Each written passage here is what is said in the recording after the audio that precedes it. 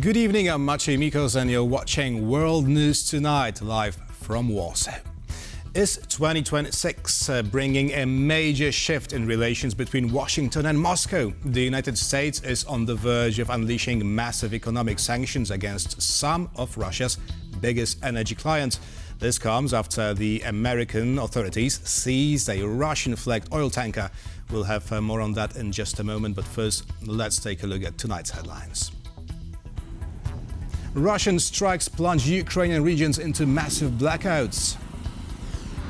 Republican lawmakers push back on Trump's Greenland takeover threats. And global cooperation takes a hit as the US withdraws from 66 UN agencies and international organizations. Donald Trump has reportedly given a green light to introduce massive secondary sanctions on the Kremlin's energy buyers. The development comes on the heels of the American seizure of the Bella-1 oil tanker, which, according to the Russian Foreign Ministry, will result in further military and political tensions between Washington and Moscow. Kazimierz Wyszak reports on the apparent U-turn in US-Russia relations. The United States is on the verge of unleashing massive economic sanctions against some of Russia's biggest energy clients. That's according to Senator Lindsey Graham. President Trump greenlit the bipartisan Russia sanctions bill that I've been working on for months. This bill would give President Trump tremendous leverage against countries like China, India, and Brazil to incentivize them to stop buying the cheap Russian oil that provides the financing for Putin's bloodbath against Ukraine. This green light comes as the United States seized a tanker donning a Russian flag off the coast of Iceland on Wednesday. The vessel, previously sanctioned for supplying oil to Iran, changed its name and flag mid-pursuit. It then got an escort from a Russian submarine.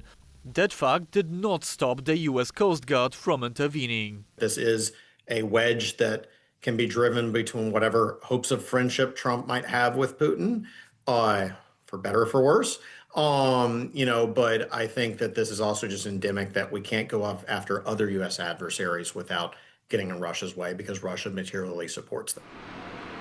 This and the sanctions on Russia's energy clients are a major policy shift for President Donald Trump. He's so far opted for the carrot rather than the stick when dealing with Russia. All changed after Russia accused Ukraine of striking Vladimir Putin's residence in the middle of the peace talks in December. The claim was quickly disproven by the CIA. This Russian effort was hasty and clumsy, suggesting that the Russians mounted it in haste. What were they worried about? I think they were worried about the talks about Ukrainian security that were making progress. Ukraine indeed has all but finalized the details of security guarantees and offered to hold a national referendum on the peace deal. The readiness to discuss some form of territorial concessions has put the ball in Russia's court. The bilateral document on security guarantees for Ukraine is now essentially ready for finalization at the highest level with the President of the United States. We understand that the American side will engage with Russia, and we expect feedback on whether the aggressor is genuinely willing to end the war. And the United States is not taking its foot off the gas, quite the opposite. The American oil giant Chevron is reportedly working on a massive $20 billion bid to purchase the foreign assets of Russian energy giant Lukoil. These are most of the reserves of oil and gas in Azerbaijan or in West Africa are something which can be named as very perspective and important in the future. So I believe it's a good deal for Chevron. On the flip side, such a massive purchase would also be a massive short-term boost to the Russian economy, already strained by European sanctions. On the other hand, the sale hasn't yet been confirmed, and even when it happens, it won't be immediate. Right now we're in a very specific diplomacy period of time, and the transaction concerning the foreign assets of Lukoil would take at least a few months to be proceeded. So many things can change until that moment, I believe.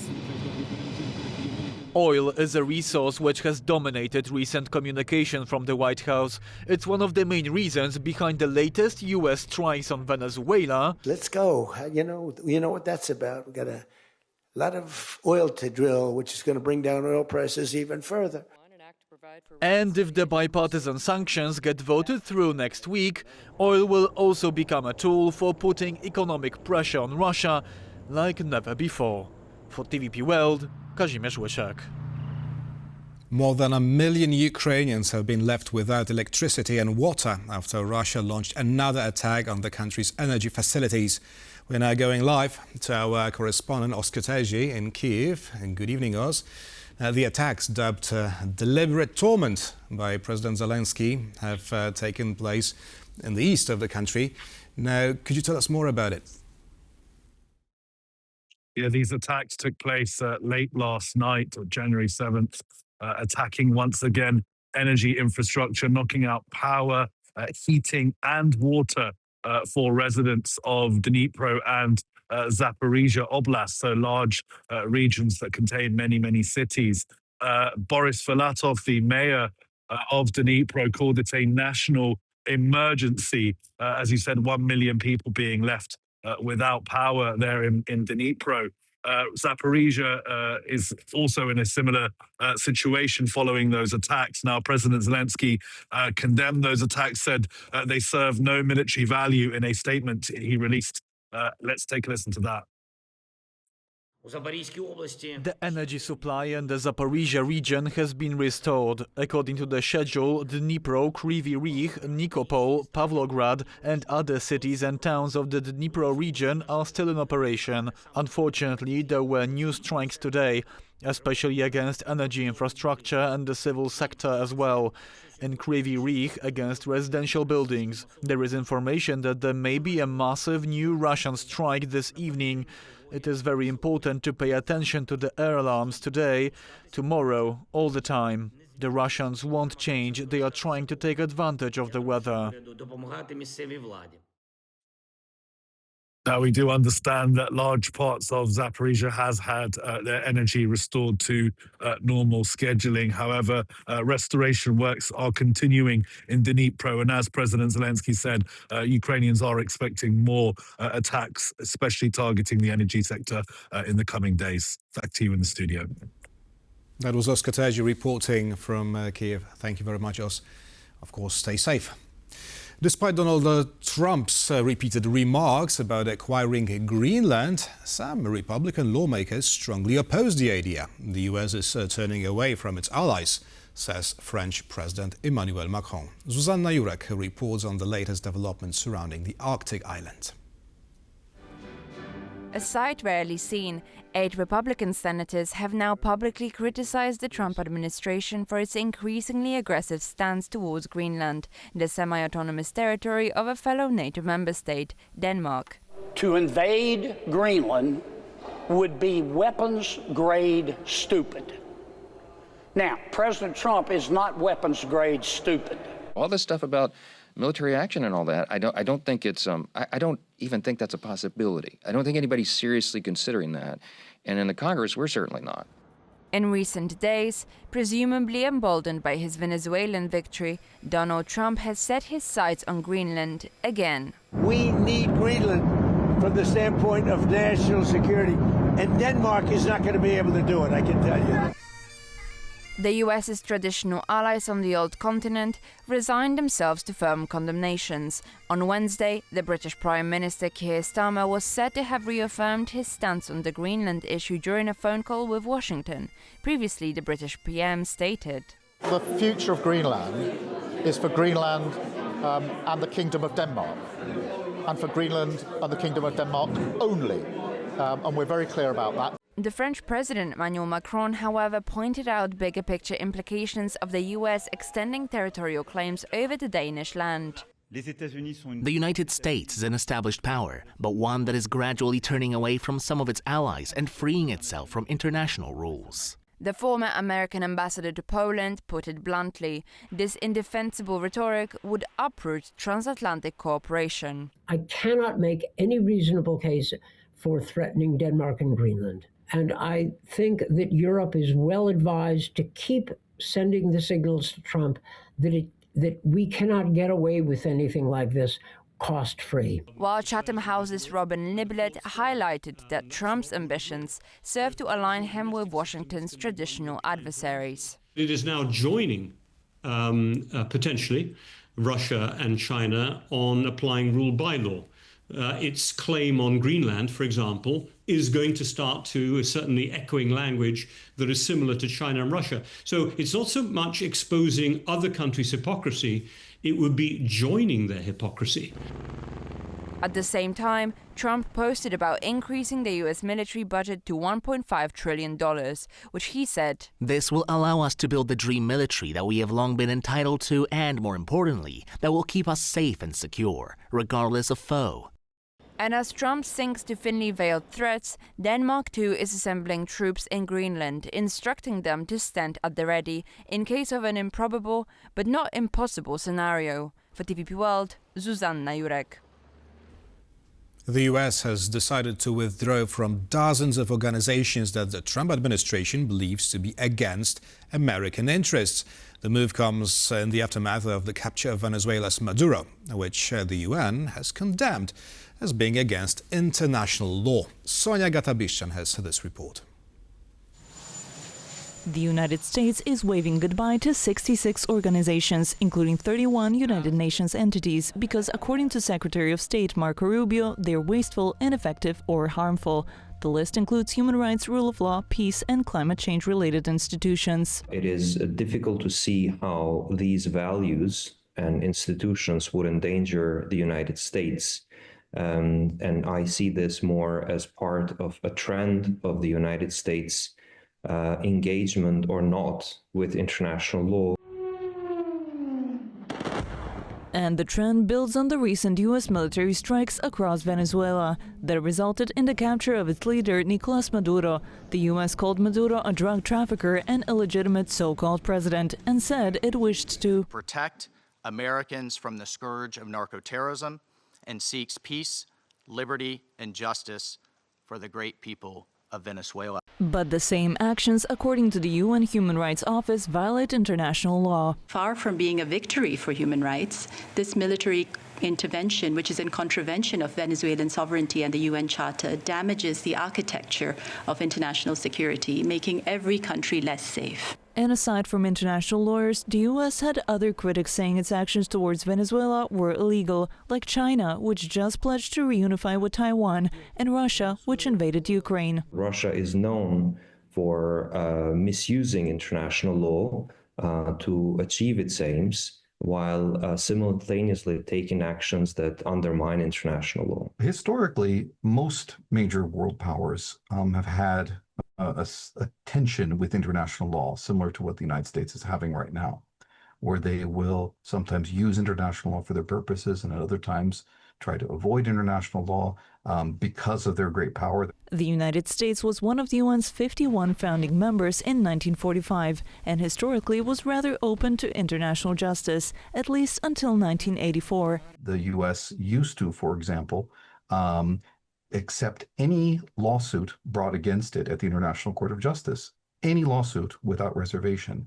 But after it suffered a loss in the famous Nicaragua case, the U.S. stepped back from that and said we will no longer accept all of these cases. Before quitting 66 entities on Wednesday, Donald Trump also withdrew the U.S. from other international bodies, including the World Health Organization and the UN Human Rights Council, and has sanctioned judges from the International Criminal Court. For TVP World, I'm Sonia Gatabishchan. French farmers have taken to the streets of Paris to protest the Mercosur free trade deal with South America. Poland also opposes the controversial agreement, but after Italy changed its mind on the matter, it is likely the deal will go through. Maciej Wilowski has this report. As the European Parliament nears a critical vote on what could become the biggest free trade deal in the bloc's history, farmers are taking to the streets in protest. Of course, we must say no to Mercosur. Mercosur must not be signed. Of course, Mercosur will open the doors to foreign goods that will come and compete in completely unfair ways with our own products, and that's exactly what we're contesting today. If approved, the EU-Mercosur agreement would create the world's biggest free trade zone, affecting over 750 million people and 25% of the global economy. It would eliminate more than 90% of bilateral tariffs on everything from food products to machinery.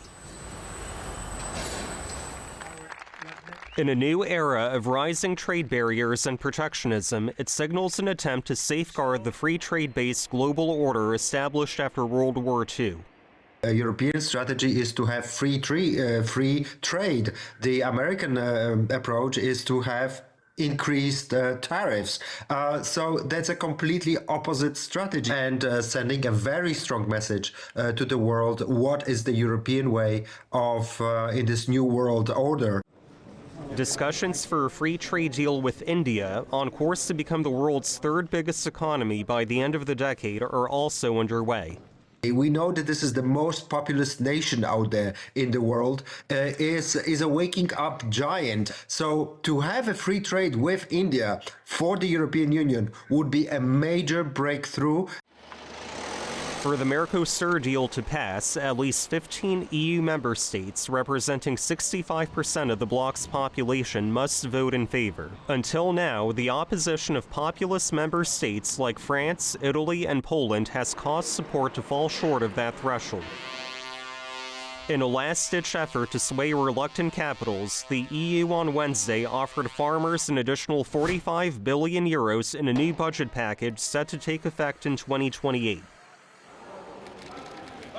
That concession may have paid off, likely securing the vote of Italy's Giorgia Meloni. Despite amendments to the deal, Poland remains skeptical. We are still skeptical with respect to this agreement. Polish farmers have been especially vocal against the deal, with another protest scheduled for tomorrow in Warsaw. With a critical vote expected tomorrow, the future of EU trade and foreign policy hangs in the balance. Maciej Wilowski for TVP World. As AI-powered images and clips flood the internet, countries around the world are debating how to respond to the threat. In Finland, 3-year-olds are already learning how to tell an AI fake from a genuine source of information. Aisha Bachi reports. Your average 3-year-old knows how to identify shapes and colors, form longer sentences, and ask a lot of why questions. Finnish 3-year-olds, though, go a little beyond that. They start learning how to recognize AI deepfakes. It's about understanding how AI works and how that information is generated, and I think it's a central democratic skill. We know how Finland and Europe is under hybrid Russian pressure. AI literacy lessons in Finland are part of the school curriculum. They're part of a robust anti-misinformation program designed to make citizens more resistant to propaganda and false claims, especially those crossing over the 1,340-kilometer border with neighboring Russia.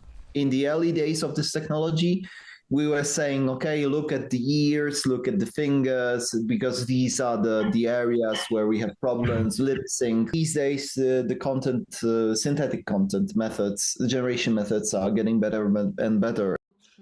Recently, Poland was under threat with AI-generated deep fakes circulating on social media platform TikTok in the form of digitally created beautiful women praising Polexit, or Poland's exit from the EU.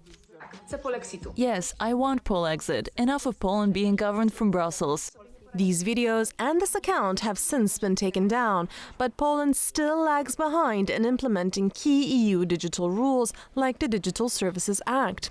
The law aims to make reporting and removal of illegal content easier from the digital space. Elon Musk's X platform, for instance, is under serious scrutiny. It was fined up to 120 million euros and still makes headlines with non-compliance. We are very well aware of the fact that X, or Grok, or X for Grok, is now offering a spicy mode, showing explicit sexual content with some output generated with childlike images. This is not spicy, this is illegal. This is appalling, this is disgusting. Cases like these make media literacy from an early age even more important. Last year, Finland and Estonia decided to cooperate and prepare a joint education plan on AI and media literacy for schools in both countries.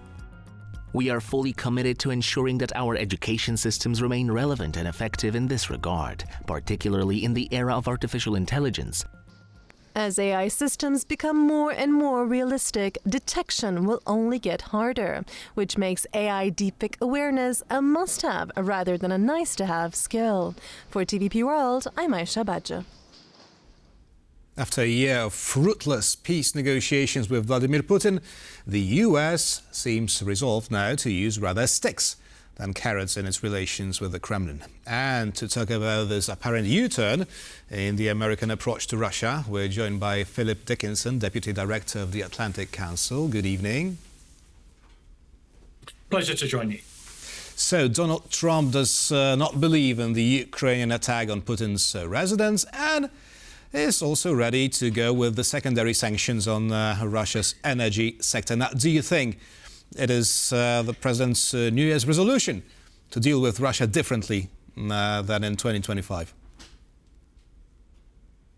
Well, I hope that the President is going to be taking a continued and strong approach to dealing with Vladimir Putin throughout 2026. I think we've seen many examples over the years that Vladimir Putin is not somebody who can be trusted, is not somebody who acts in good faith, and acts with deep cynicism. So some of these actions that the US administration is taking are certainly very welcome. I think the important thing is to maintain a unity across the NATO alliance, to maintain a consistency in messaging and a consistently firm approach in dealing with the Kremlin.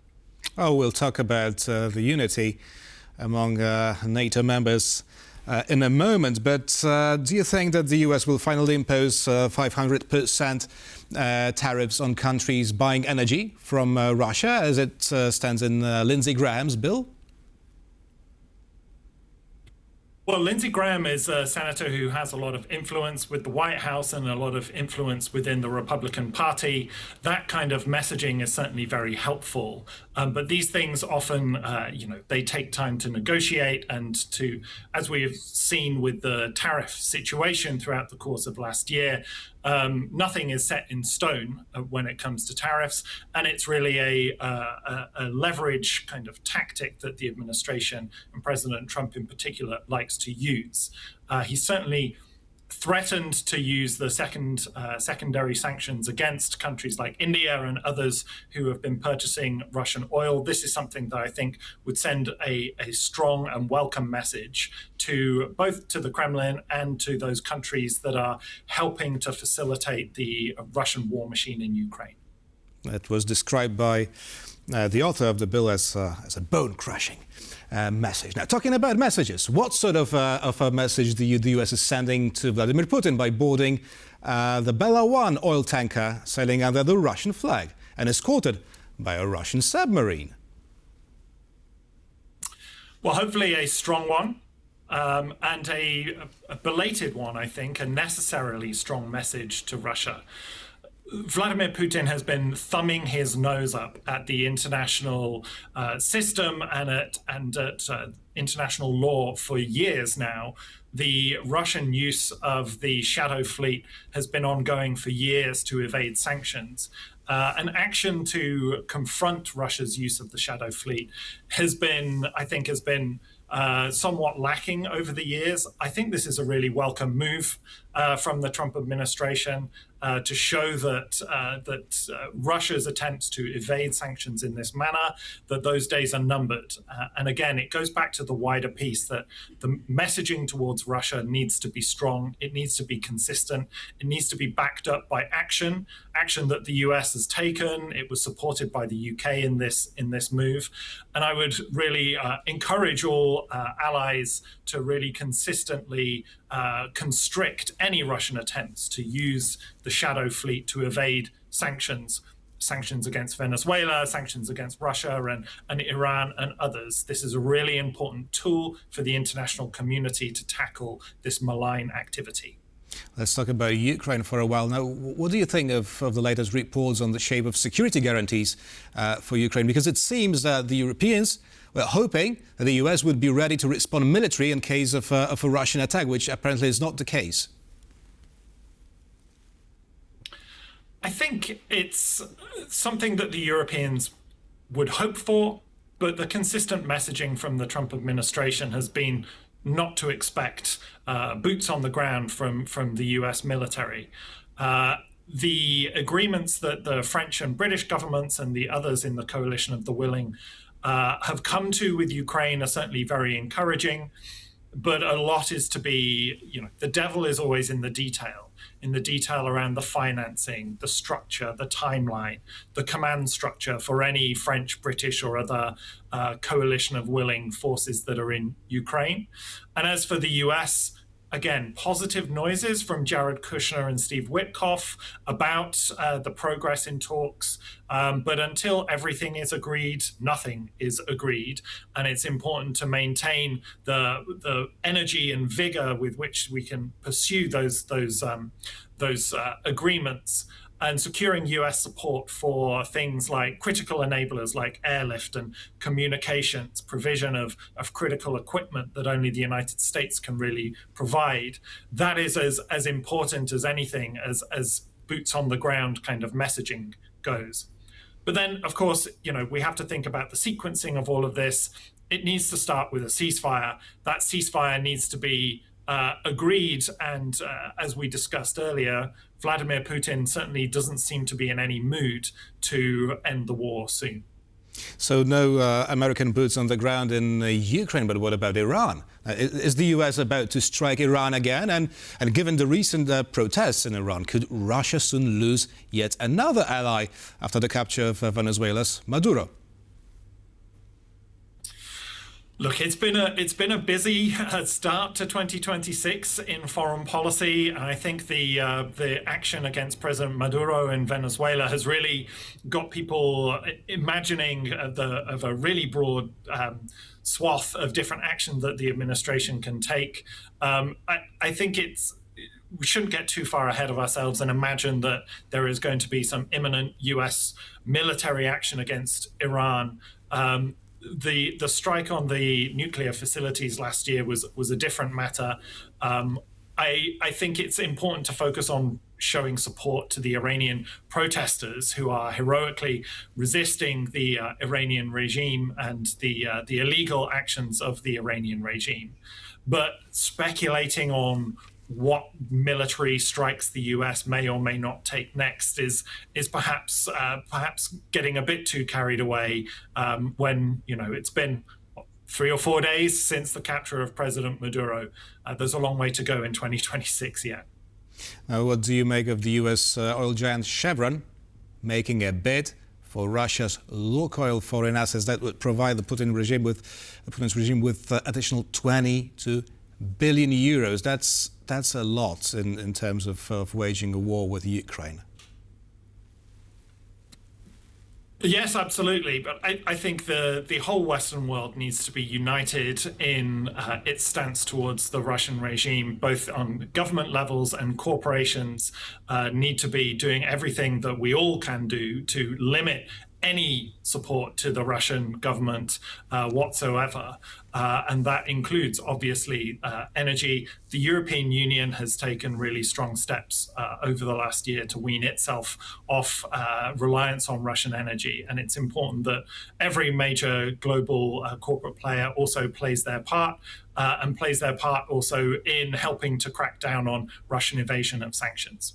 I have one more question, briefly, please. Now, after Donald Trump's remarks on Greenland, now also Portugal is afraid that the US is about to acquire the archipelago of the Azores. So, is this something that Donald Trump wanted to achieve? Well, basically, mistrust between the US and its NATO allies. I don't think President Trump wants to achieve mistrust. I think President Trump has a consistent approach to how he deals with all international partners, friend or foe, as he has said, which is to keep people off balance, keep people guessing, and in doing so, you gain leverage in negotiations with whichever partner that is. And it certainly seems to be his approach, including in dealing with Europe. But Europe has handled the Trump administration pretty well throughout 2025, and I think we shouldn't get too kind of panicked or worried about what might happen next. The important thing is to maintain this consistent engagement with the Trump administration and with other figures across US politics. You saw earlier some really strong statements from Republicans in Congress, and I think that there is disquiet amongst the Republican Party about, threats or speculation that, toppling Nicolas Maduro is one thing, but going after and threatening NATO allies is a very different thing. And I think we need to maintain a sense of calm that the US political system will continue to work through these issues. Philip Dickinson, Deputy Director of the Atlantic Council, was our guest this evening. Thank you very much. Thank you very much. And thank you for watching, and stay with us for more interviews and news here on TVP World.